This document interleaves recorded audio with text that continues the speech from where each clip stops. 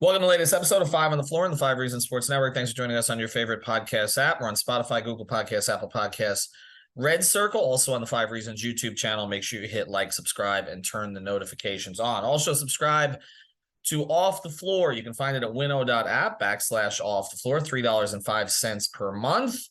Free for the first week, $30 for the entire year. You get text directly to your phone, so you can bypass Twitter or X or whatever the heck it's going to be called from now on. Also, check out the great sponsors of the Five Reasons Sports Network. That includes our friend Mark Brown. You can find him at markbrownpa.com, markbrownpa.com, based in North Lauderdale. Why would you reach out to Mark? Well, for a lot of reasons. One, he's a terrific real estate attorney.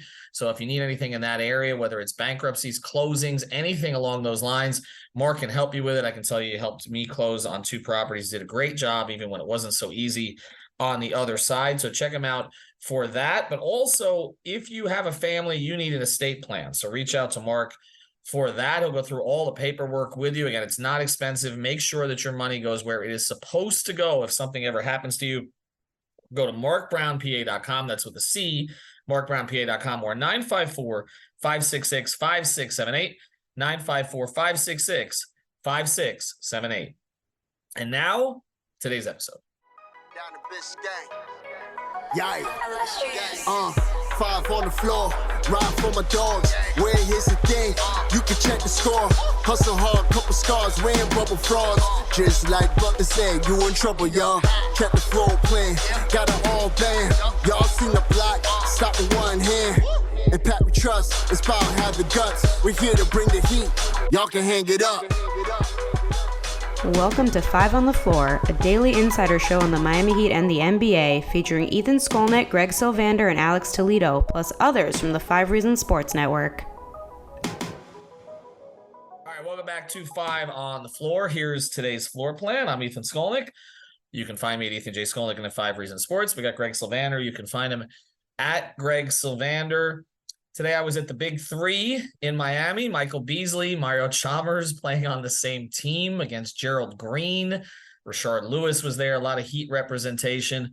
Posted a video from Rio on the YouTube channel. Make sure you check that out.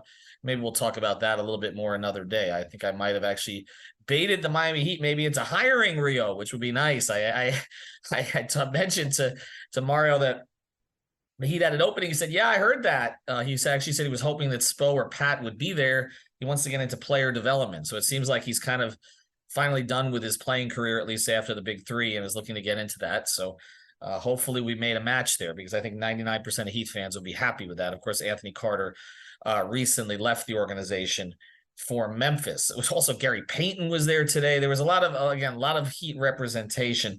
But we're going to talk about something else here. Greg and I together, we like to do these kind of big picture episodes. And there was some news late last week. Andy Elisburg was promoted. He was given a new title, but according to the press release, not really any new responsibilities that we know of. He's still reporting to the Arison family and to Pat Riley. He's still in charge of the cap stuff. He's still going to be doing general manager-like things. And so, you look through it, you're like, okay, what is different here? And I think both of us, and maybe we're wrong about this, and if somebody in the organization wants to correct us, they can do it. But it seemed forward-thinking more than current thinking. And I know that everybody can say, well, maybe he just got a raise and that was the deal. Well, the Heat don't typically make a big deal out of people getting raises. Like we never find out what Erik Spoelstra makes or anybody else in the organization. It's not information that they release. And to put out a press release, even if it was a late afternoon press release, to signify a title change seems like more than just, okay, we gave the guy a raise. I mean, as far as we know, I don't think another team made Andy an offer, although certainly 29 other teams should. So again, this felt more forward thinking. It felt sort of like putting someone in a position for the future, where it's kind of known that this person, who again, we all agree, going all the way from media relations intern to the best cap guy in the league and handling the phone calls on trades and everything else that Andy does, we agree that he deserves it. The question is why it was really necessary to release it, and it feels forward thinking. So I'm going to go to you on that first, Greg, but we're going to use that as a kind of a way to get into this question, which I put on Twitter a couple times now. Who is the most important person in the organization going forward? And we'll get to that list in a second. But first, what do you make of them putting out this release for Andy getting a promotion?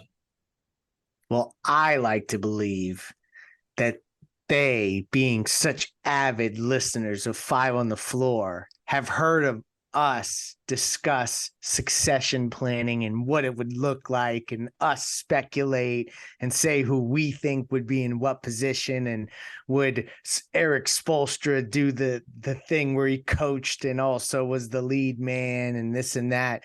And because of that, they issued this response. No, I'm totally joking. I think that it was interesting to see that it was announced the way that it was, with a quote from Pat saying that he is deserving of the promotion. And I loved everything that was said. And I mean, obviously, like, and we'll talk about it later, like why Andy is so important, but like, they just talked about in the release, he'll continue to assist Nick Arison and Pat Riley in management of all aspects of basketball. And then they basically just went over all of his achievements. And to me, just to add that executive vice president like title to it, there's only one thing ahead of that, and that's president at this point. And we know who the president is, and that is Mr. Riley himself. So I did think that there's probably something to this forward thinking wise, in terms of like, if the fan base wanted to know who is really, I guess, the guy that they can count on looking forward, it's Andy Elisburg. And I think there's no better hands that the fan could feel that they're in than Andy Elisburg, because it's a team effort. It always has been, even when Pat was involved. So I think that this just establishes to the fan base, if for all these things as it relates to basketball, let's make sure it's clear Andy Elisburg is that guy, and I'm happy for him. So, but the statement, I can't help but look into it more, as Ethan, as you teed it up. It's hard not to look at it and say, what is going on here? Yeah, what was the point of it? Like, because you say, okay, to make the fan base more at ease. But I don't think the fan base was concerned. That's the part. Like, if there's a question, like, let's say, I mean, Pat's 77 years old. Okay. Let's say that Pat has some kind of a health issue that takes him away for a little while, or maybe you haven't heard from Pat in a while, or something along those lines. Yeah. Then I could see the fan base like freaking out about it. But this is not an organization that goes through instability. The same people are there from 25 to 30 years ago. They've just and he's not missing. Right, exactly. They've just promoted the two guys, one out of the video room and one out of the media relations staff, all the way through to the two, in some ways, beyond Pat, the most powerful, and obviously the money folks above Pat, the two most powerful positions of the organization, head coach and general manager. Like they've literally plucked them out of those places, and Pat's developed them. And I've said on this podcast and on Twitter that I think the greatest thing that Pat has done since he's come to Miami has nothing to do with personnel acquisition. It has to do with the way he's developed these assets inside his front office and on his coaching staff, to have essentially the best coach in the league and the best cap expert in the league. And these were both people that Pat inherited and saw something in, and has, essentially groomed and developed and all that. And I think that is his ultimate legacy here, beyond getting LeBron or drafting Dwayne or getting Jimmy or anything like that. But like I said, nobody was crying out for this. Like I know we've talked about it some of the podcasts, but I don't think there is a concern, with Pat's health at this point. He said the last press conference that, he indicated pretty much he's going to go forever. And so, to put out a press release to basically say Andy, has gone from senior to executive vice president without specifying any change in his role. Yeah, that's the weird part. It's just kind of like, okay, and if the title just came with more money, okay, then, more power to him. And, Andy, you can upgrade your phone and all that good stuff, and that's terrific. But I would just say, like, I just don't.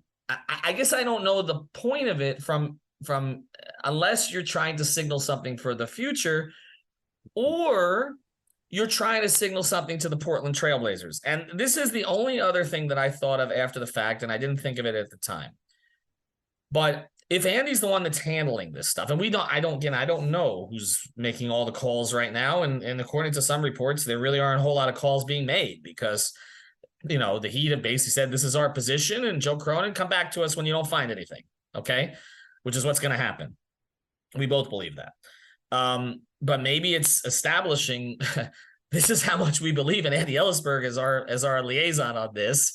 And so that's who you're going to do this deal with. That's the only other thing that I can think of that is the reason you would put out this release. Like, don't wait to hear from Pat, because you're not getting a call from Pat because right. Andy is that guy. And let's just put out a release and we'll just adjust the title from senior to executive. That would be a boss move if that's a leverage play. But I think that's us.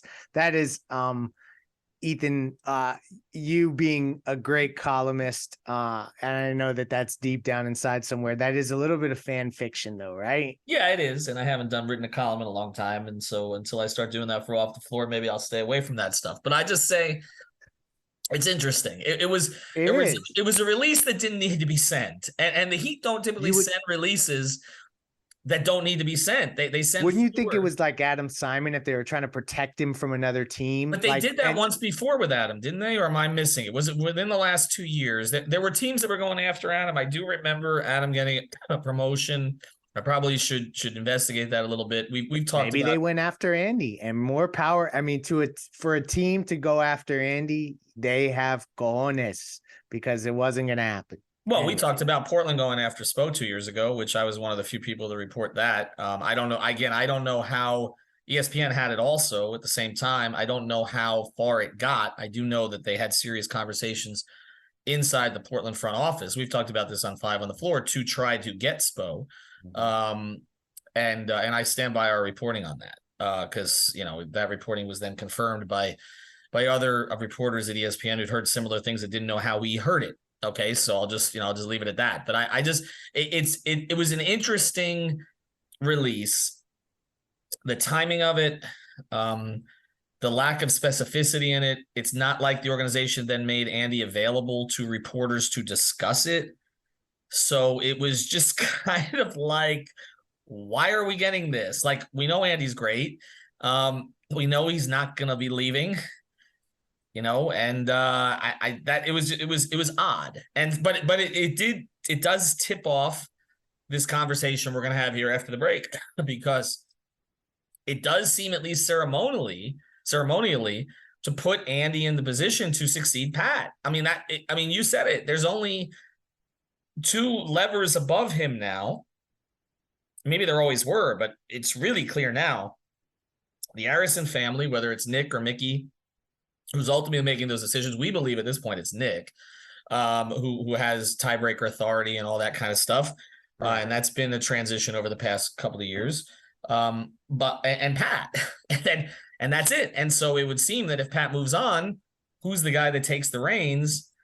You would think it would be Andy Elisburg at that stage, right? So we'll discuss that, but it does get into this conversation about who the most important person in the organization is now and going forward. We do want to mention a couple more sponsors of the 5 Reasons Sports Network. Did this today. Play Prize Picks. Played it on the Big 3. Went over on Michael Beasley. That was an easy play, right? Like there was a lot of people sentimental about having Bees back in the building today. I don't think the Heat are going to try that again, but I know Alex wants that to happen. Go to prizepicks.com, use the code 5FIVE, get that initial deposit matched up to $100. This is the official fantasy sponsor of the 5 Reasons Sports Network. Also, check out Stones and More. You can find them at mosaics.com.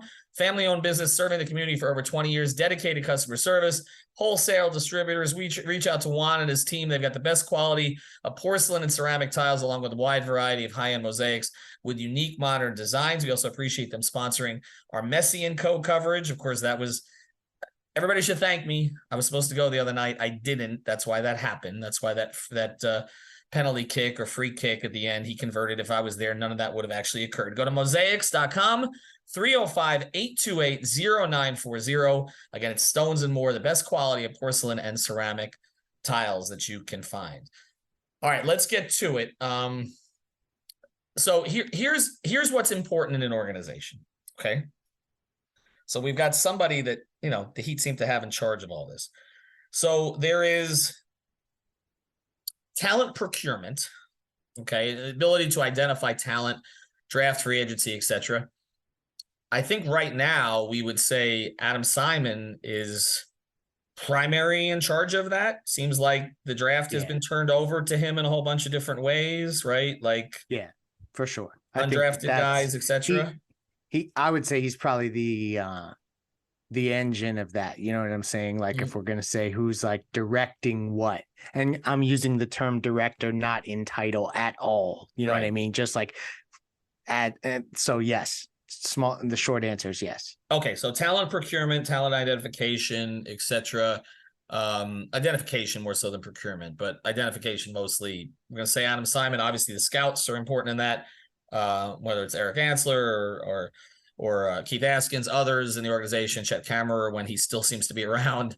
But basically it's Adam's show and to large degree, right? A lot of trust there.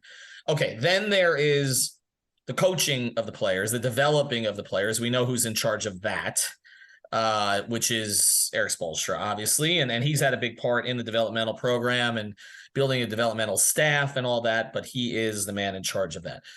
Then there is the big picture plan for the players and the setting the course for the organization, and that is still Pat Riley.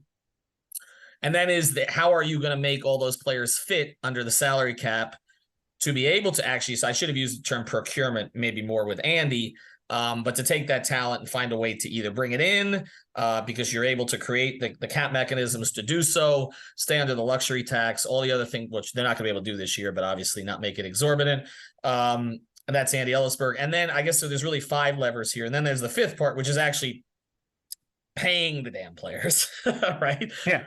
Which is the Arison family. And so we'll say Mickey, Nick, and anybody associated with them. Okay, so we basically got 5 levers here. We've got the Arisons, we've got Pat, we've got Andy, we've got Spo, we've got Adam Simon. Are we missing anybody who we would say? I mean, Shane Battier for a little while looked like he might be on that tier. Zoe is not on that tier in terms of responsibility. No, but Zoe, he's not in that tier, but he is without a doubt at that table. I don't know. No question he's at the table. He's not. I don't know that he has a vote in the decision-making process, and we're getting very granular here. But I make no mistake about it. Alonzo Mourning is a primary influencer. I would say he in an advisory capacity. Correct. Absolutely. Zoe has influence and trust there, particularly from Pat. Okay. Yeah, exactly. Okay. So that's fair. Shane, not really part of this process anymore. And then we've also, it's funny because we talk about the table. It literally is a table. When you go to practice, right? It is a table. It is, they sit there on the side of practice. And when he's in town, it's Mickey / Nick, usually Mickey, if he's there. Pat, Andy, Spo walks over to the table. Zoe is at the table, right? And then that's basically the core group, okay? That they have. Although there are others who have influence and have had influence at times. Okay, so we're going through those 5. So if we're to rank what is most important, the default option is typically to say, well, it's ownership, right? Like, because if you don't have stable ownership that's, again, willing to spend on the product and is committed to the product, you have problems. Yeah. But I think in this case, the fact that, again, the Arisons have mostly deferred to Pat's judgment on so many things, even if maybe, haven't always wanted to, to go to certain financial lengths if they didn't feel that the team was worthy of it at that time. When they have felt it's worthy, they have typically spent. So I know fans will kind of, there will be some arguments about that stuff, but generally, I'm going to take them out of this equation. Is that fair?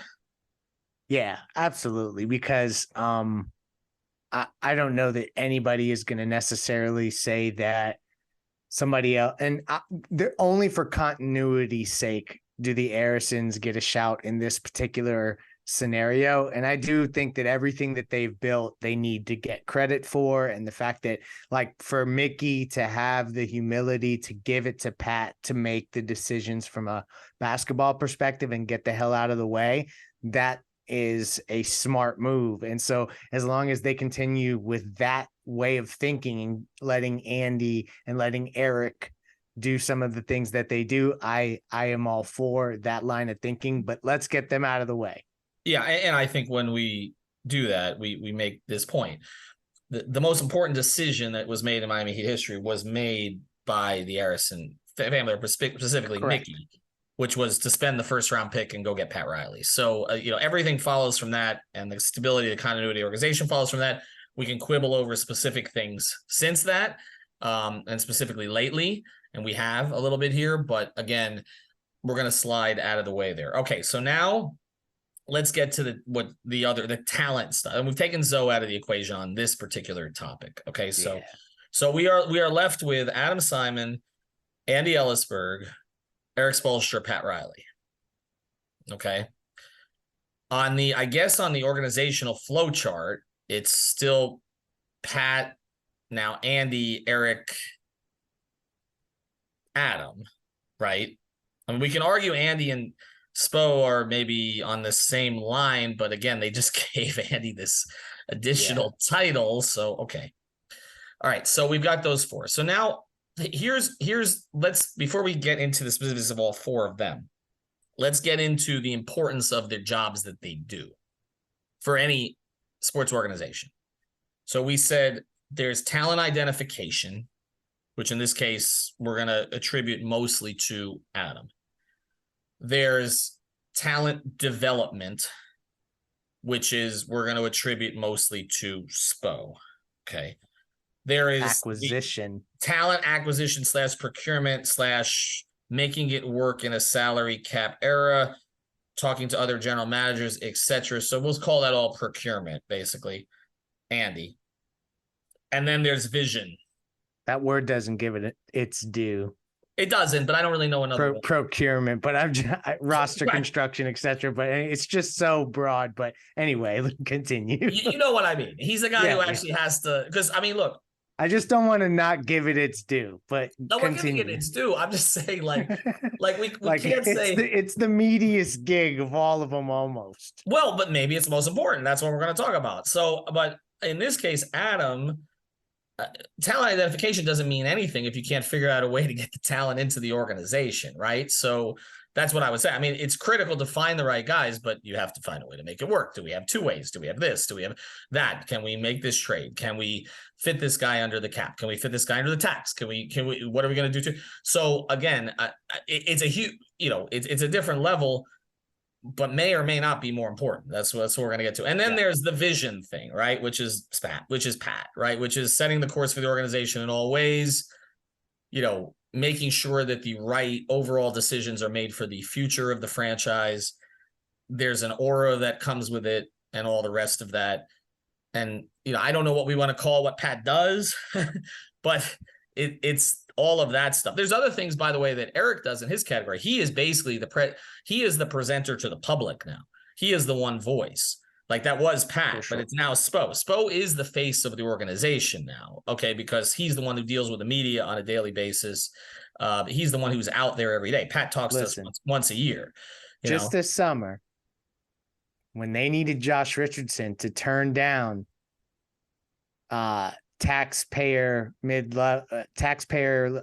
exceptions and come for the exception, the vet minimum, it was Spoelstra on the phone, which I think is an interesting point. Right. And before that, again, because we don't want to diminish the contribution that the Arisons have made to this.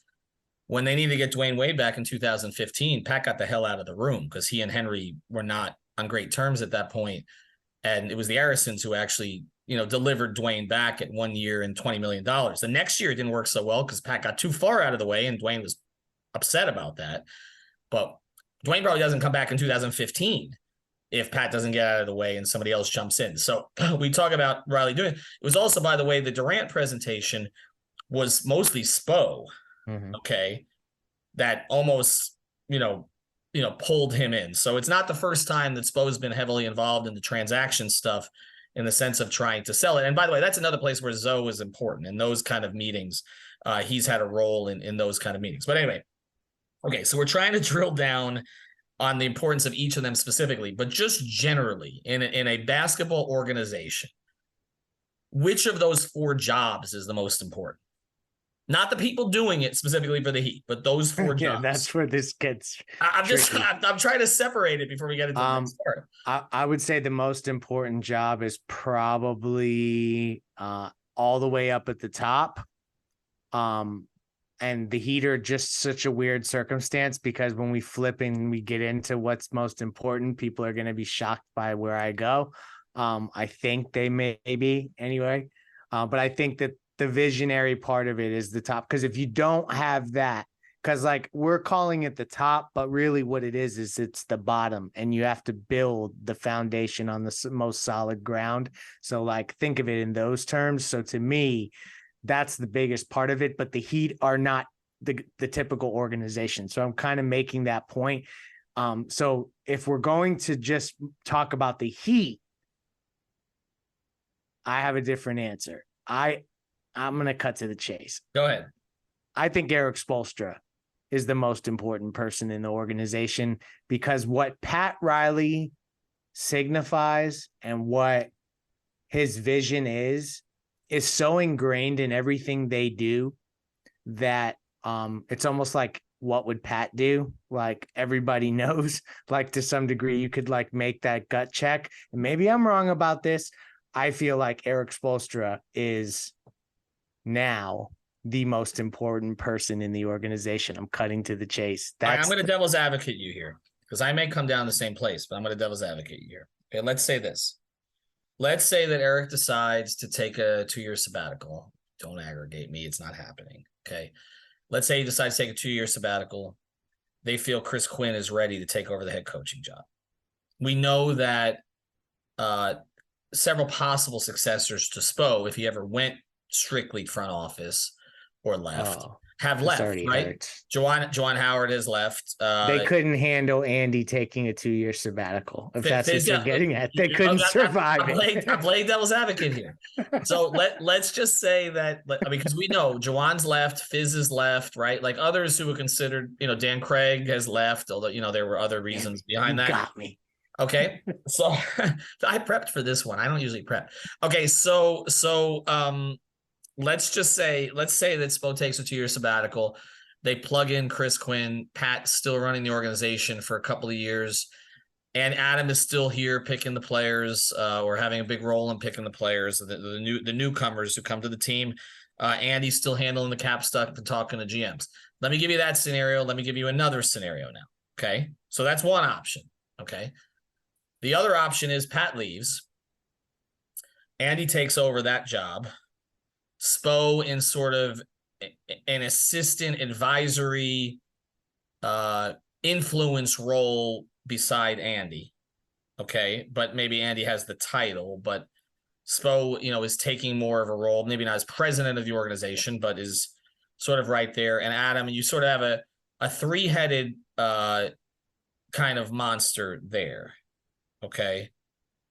In which scenario are they better off? Are you telling me they'd be better off with the second scenario? Well, excuse me. You would be saying they'd be better off with the second scenario than the first scenario, because in the first scenario, Spo's in the Philippines, just taking a 2-year break. No, I'm saying they can survive a 2-year sabbatical of Erik Spoelstra being gone much, much easier than they could. You've already flipped. Sabbatical of Andy Elisburg. You did. Like you want it. Like the minute that you said 2-year sabbatical, I said, wait a minute. the nuts and bolts of this. You 100% swayed me. I completely swapped this around. It's supposed to be harder than that, because I might not necessarily agree. So I'm just saying, I'm just throwing it at you here. Now you won't wait. I don't think you can knock me off this position now. Here now I'm going to try to flip it back. Okay. I will say this. Okay. I think Adam is tremendous at his job. I'm surprised they haven't lost him already, but I believe in the Heat and their organization to find someone else who is really good at talent identification. Maybe not at the level that Adam has proven to be, But He has a great I think staff that too, job though. is easier to find because of the nature of the organization. In that, yes, the drafted guys and the undrafted guys are important, particularly the way they've identified these undrafted guys. And they become this kind of funnel for these type of players and all the rest of it. But ultimately, the Heat go after whales or orcas. And so I feel like in that case, you can get by with someone a little less good compared to Adam. Whereas I don't think you can get by without having, because I think it matters to free agents to have people who've won big, like Pat or Spo in the room guiding the philosophy. So I'm going to say of the four of them, and no disrespect to Adam, who, again, I think everybody knows my regard for what he does. I would say that's the one we can eliminate just because of the nature of the Heat are. Okay. Agree. But I mean, like, we're talking about absolute titans here. So no, like, but I'm saying this and I'm trying. Okay. So we're down to Pat, Spo, and Andy again. Okay. And it's something I have to consider because we don't know how much longer Pat's going to hang around. We just don't. Here's the reason that I might flip back or try to flip you back. I think it's Spo. Okay. And I think it's Spo, even with the whole, well, could they have Chris Quinn come in and do a good job as coach? I think Spo has elevated himself in the eyes of players around the league now. That's true. To a point that his cachet is way above where it was even during the Big Three era. I think that the script has flipped on him as a front-facing person, as the face of the organization, who's there every day, to someone who has had to do more with less. And so if you're talking about that, then it has flipped from, okay, the Heat have provided every resource, or Pat has provided every resource, to the script has flipped among players, where it's like, look what he's doing with this group. Like, even Jimmy was not universally considered a top 15 player before he came to Spo. So now there is, and Bam, as we've talked about, was the 14th pick, right? So I think it's flipped now where players are like, not only has he developed, and I've talked to players about this, not only has he developed undrafted guys, but he's literally made stars better, okay, from LeBron. And so if you are that kind of player, if you are Dame, and again, come to this, okay? What do you think Bam must think of Spo, even with some frustrations and all this? If he's legitimately recommending, he's basically telling Dame, this is where you want to be as a star. You want to play for this guy, okay? Yep. That's why I think. Or Dwayne to Jimmy. Think of that. Well, exactly. And even considering some of the issues that Dwayne and Spo had over the course of Dwayne's career, okay, which, again, everything smooths out in the end, but it wasn't always easy. There were ebbs and flows with Dwayne and Spo. I mean, obviously the beginning was great. It was a challenge particularly during the Big Three era and some other things that were going on there. Frustrations, Indiana 2012, lots of stories I could tell. We know how it turned out, okay, with much love between the two of them and all the rest of this. And Dwayne, essentially endorsing him, to other star players, like you mentioned, like Jimmy. And also the fact that Spo's 53 years old, or what is it now? Okay. And so he's the face of the organization that can now go to the next 10, 15 years. I am going to actually eliminate Pat. To me, it's a two-person conversation now. Is that fair? I mean, because I know you're because I feel like Pat Riley's imprint is so ingrained in everything they do that it is within the subconscious movement of everything that takes place already. And that is, like, for me to be able to say that is the coolest shit ever for a Heat fan. And Pat Riley should feel great about that, because it means that he's basically built an organization that can function lockstep with kind of the spirit of what he's wanted to build. So I agree. While he is the godfather, this is down to Andy and Spo. And I think we're going to land in a place where, and this is the universe works in mysterious ways, because I think they need both of their asses for this to really to work, honestly. Probably so. And one point you made there about Pat, I think, is worth mentioning, because if you contrast it with the other team, the other major team in town, Don Shula didn't get to set that course. He really didn't. He didn't get to leave his legacy beyond his time with the team. Now, of course, Don was still coaching. Pat's not still coaching. It's a transition that was made there.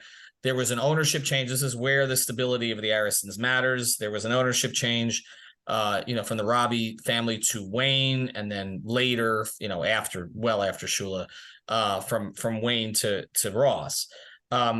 But almost nothing was left from Shula's time by the time Jimmy came in. Like that, I mean, when Jimmy Johnson came in 1996, this thing flipped. The organization went a completely different direction. There were a few holdovers left, trainers, that kind of stuff. But as far as decision makers in the organization, we're not there anymore. Like, really, it's kind of sad if you think about it. Shula really didn't.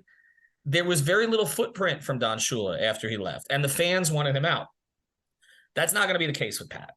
Okay. I mean, frustrations with Pat from the fan base aside, there's nobody calling for Pat to leave. Okay. Or you're an idiot if you are. They just get pointed and laughed at. Right. So he has left. And again, his imprint on this organization before anything else, before the players, is Erik Spoelstra and Andy Elisburg. That is his legacy. You're right. Okay. And now to a certain degree, Adam Simon and others who have come in after Spo and Andy came in their particular roles.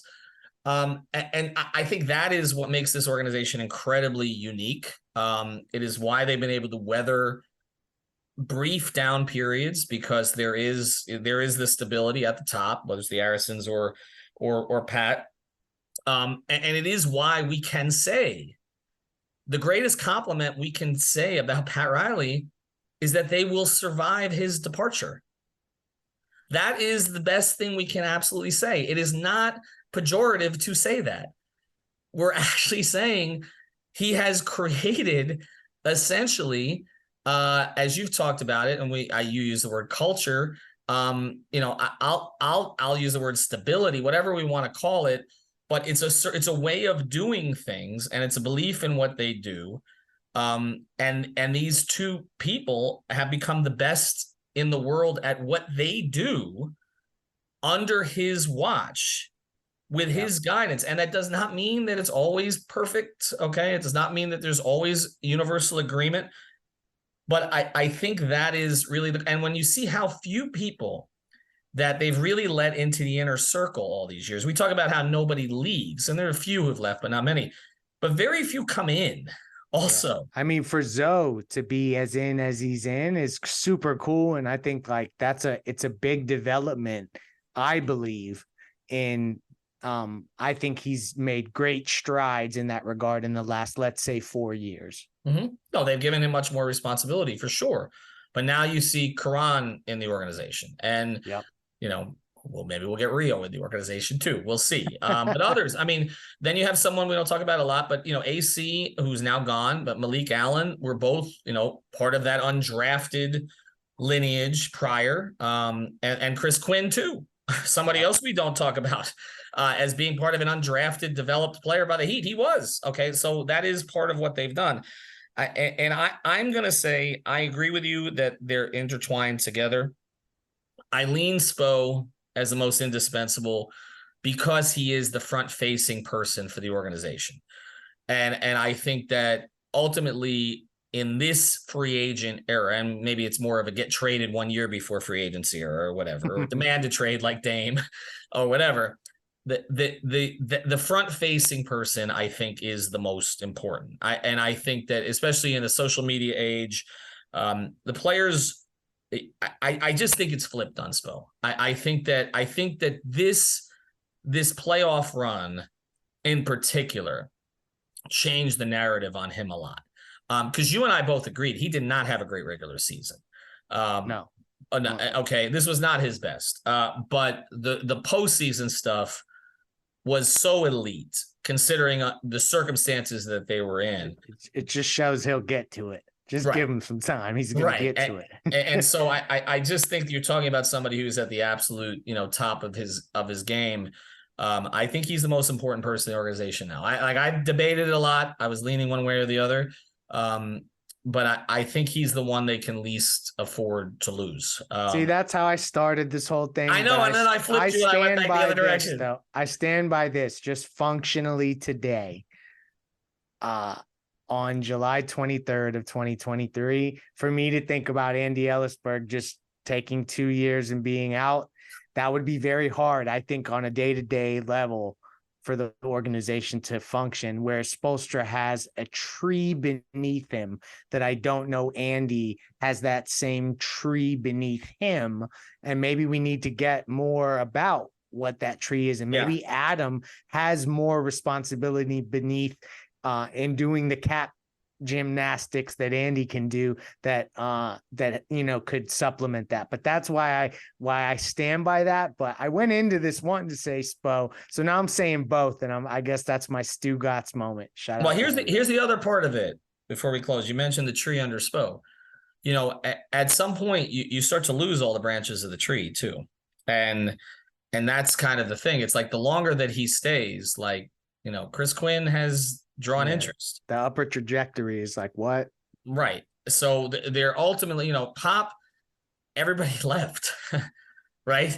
Like, James Borrego or any of the others that they've had. I know Becky Hammond is, look for other opportunities.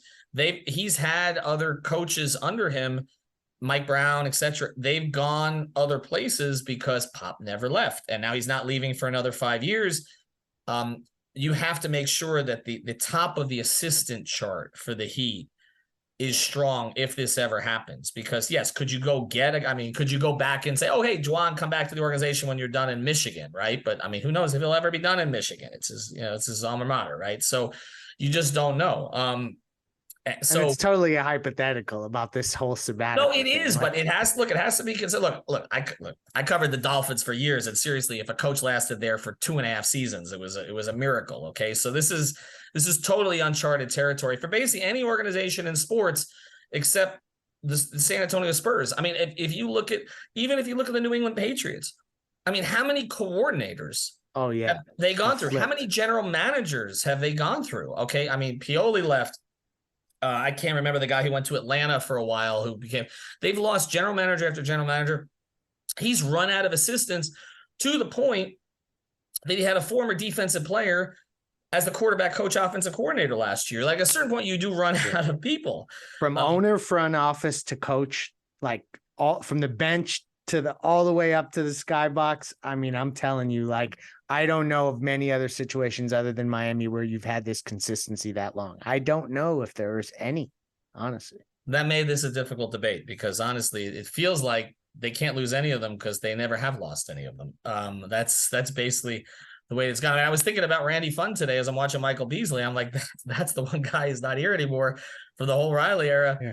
Maybe if they hadn't drafted Beasley, he still would be. Who knows? Kind of missed watching Michael play. Anyway, we went longer than we expected, but I think it's an interesting hypothetical debate. I think we managed to make, if they listen, all of them angry at us. So that's fine. We appreciate that, and we'll certainly take their comments. I'm sure we have all their responsibilities wrong, and all. Please clarify. Yeah, please. Exactly. We'll take your comments. All right. Thanks to our sponsors, Stones and More, Mosaics.com. That's Mosaics.com, MarkBrownPA.com, Prize Picks. Use the code 5 FIVE. Maybe they should do how many years, like Pat Riley, over or under 2.5 years. Play that on Prize Picks. Use the code 5. Get that initial deposit matched up to $100. All right. We're going to give Alex the night off. We might just bring him on to do Michael Beasley memories here in the next 48 hours. Have a good night, everybody. Thank you for listening to the 5 on the Floor on the 5 Regional Sports Network.